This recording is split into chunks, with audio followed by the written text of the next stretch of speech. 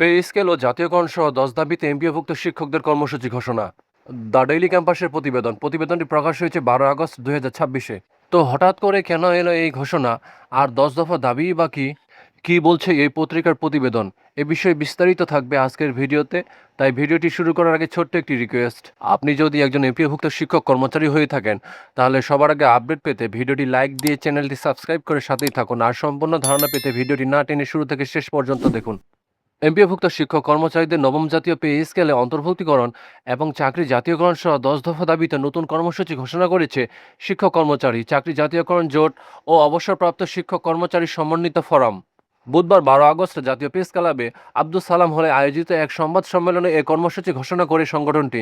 দাবিগুলো হলো এমপিওভুক্ত শিক্ষক কর্মচারীদের টাকা প্রচলিত নিয়ম ও বিধিবিধান মোতাবেক প্রদানের ব্যবস্থাকরণ, বৈষম্য নিরসনে বেসরকারি শিক্ষক কর্মচারীদের চাকরি জাতীয়করণ, এমপিওভুক্ত শিক্ষক কর্মচারীদের দ্রুত বদলির ব্যবস্থাকরণ, শতভাগ উৎসব ভাতার ব্যবস্থা ও সরকারি নিয়মে বাড়ি ভাড়া প্রদানের ব্যবস্থাকরণ, শিক্ষক নিয়োগে এনটিআরসি এর বদলে পিএসসি 2 এর ব্যবস্থাকরণ, স্বীকৃতিপ্রাপ্ত প্রতিষ্ঠানগুলোকে এমপিওভুক্তিকরণ, 1 থেকে 12তম নিবন্ধনধারীদের নিয়োগের ব্যবস্থাকরণ, চাকরির বয়স 65 বছর উন্নীতকরণ, নৈশ প্রহরীদের প্রচলিত নিয়মে ছুটির ব্যবস্থাকরণ সহ দ্বিতীয় নৈশ প্রহরী নিয়োগ। আগামী 31 আগস্টের মধ্যে শিক্ষক কর্মচারীদের এই 10 দাবি পূরণ না হলে 3 দফা কর্মসূচি ঘোষণা করা হয়। কর্মসূচিগুলো হলো শিক্ষা মন্ত্রণালয়কে আগামী 10 দিনের মধ্যে প্রধানমন্ত্রীর সঙ্গে 10 সদস্য বিশিষ্ট শিক্ষক প্রতিনিধি দলের সাক্ষাতের ব্যবস্থা করতে হবে।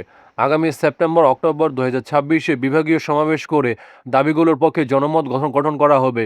দলমত নির্বিশেষে দেশের শিক্ষক কর্মচারীদের নিয়ে সংগ্রাম কমিটি গঠন করে দাবি আদায়ের জন্য বৃহত্তর কর্মসূচি ঘোষণা করা হবে। সংবাদ সম্মেলনে লিখিত বক্তব্যে সংগঠনের প্রধান উপদেষ্টা জসিমউদ্দিন আহমদ বলেন, বর্তমান সরকারের শিক্ষা মন্ত্রণালয় ও কল্যাণ অবসর সুবিধা বোর্ড নিয়ম নীতি ভঙ্গ করে আগামী 15 আগস্ট কল্যাণ ট্রাস্ট থেকে 40,000 আবেদনকারীর প্রত্যেককে 2.5 লাখ টাকা এবং অবসর সুবিধা বোর্ড থেকে 5 লাখ টাকা এককালীন প্রদান করতে যাচ্ছে।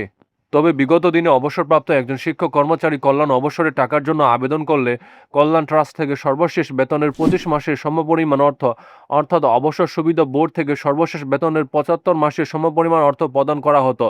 শিক্ষক কর্মচারীদের প্রশ্ন হলো, এখন কেন কল্যাণ ট্রাস্ট থেকে সর্বোচ্চ 2.5 লাখ টাকা এবং অবসর সুবিধা বোর্ড থেকে 5 লাখ টাকা প্রদান করা হবে? তাছাড়া শোনা যাচ্ছে আগামী দিনে অবসরপ্রাপ্ত শিক্ষক কর্মচারীদেরকে তাদের শুধু জমানো টাকা ফেরত দেওয়া হবে। ফলে শিক্ষক কর্মচারীদের ধারণা হলো শিক্ষা মন্ত্রণালয় সরকারের সঙ্গে বেসরকারি শিক্ষক কর্মচারীদেরকে বিষয়ে তোলার কূটকৌশল অবলম্বন করছে।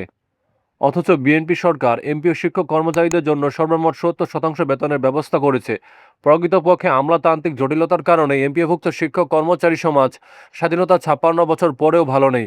বর্তমান সরকারের প্রধানমন্ত্রী তারেক রহমান শিক্ষার সার্বিক উন্নয়নে 2026-27 অর্থবছরে জিডিপির 2% টাকা বরাদ্দ প্রদান করেছেন। আগামী 4 বছরের তিনি শিক্ষায় জিডিপির 5% বরাদ্দের আশ্বাস দিয়েছেন।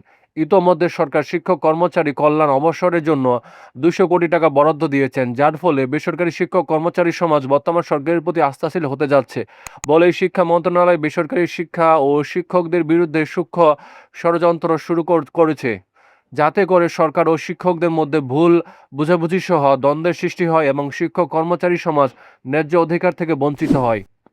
লিখিত বক্তব্যে তিনি বলেন, বেসরকারি শিক্ষক কর্মচারী নেতৃবৃন্দ মনে করেন এমপিওভুক্ত শিক্ষা জাতীয়করণ করলে শিক্ষায় কোনো বৈষম্যই থাকবে না। সাবেক প্রধানমন্ত্রী মরহুম বেগম খালেদা জিয়া 2010 খ্রিস্টাব্দে 12 মে চীন মৈত্রী সম্মেলন কেন্দ্রে শিক্ষক কর্মচারীদের প্রতিনিধি সমাবেশে বলেছিলেন, ভবিষ্যতে বিএনপি ক্ষমতায় গেলে বেসরকারি শিক্ষক কর্মচারীদের চাকরি জাতীয়করণ করবেন।